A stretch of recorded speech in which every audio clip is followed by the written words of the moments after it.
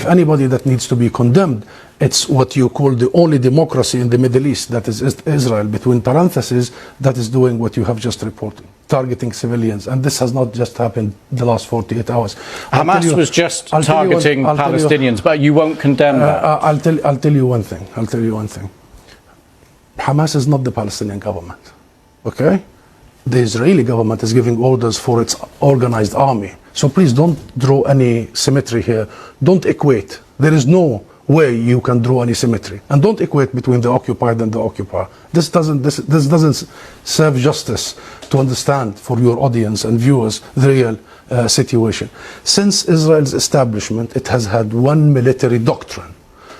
When it fights, it goes and fights civilians, kill civilians, so they pressure the fighters. Since 1948, and go back to the record, and this has been repeated in Gaza and will continue to be repeated. So the conversation is not a blame game. I am not in the business of blaming the victim here. The real conversation is, how do we stop this vicious, deadly cycle? You just condemned Israel for killing civilians, and you won't condemn Hamas for killing civilians. How many times you have interviewed Israeli officials, Louise? Hundreds of times. Hundreds of times. How many times Israel have committed war crimes right live on your own cameras? Do you start by asking them to condemn themselves? Have you? You don't. You don't. No, I'll answer that question. You don't. You know why I refuse to answer this question? Because I refuse the premise of it.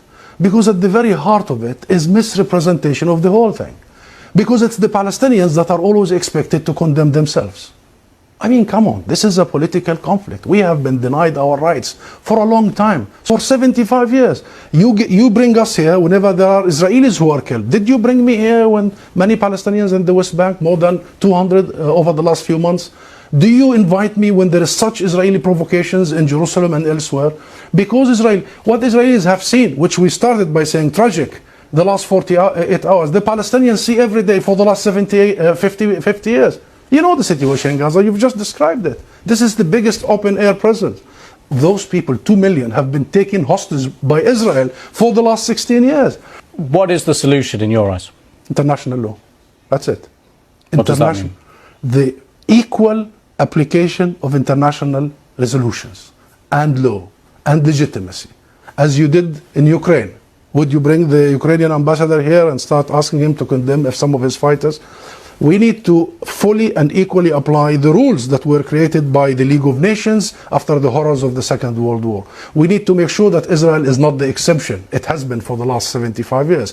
We need to make sure that nobody is above the law. Britain is renowned, Louise, for the rule of law. I think that's the solution. Israel is an occupying force. It is responsible to provide protection for the people under its occupation. And should they commit crimes and crimes against humanity in the coming hours and weeks, it must be held accountable by the international community and the international judicial system.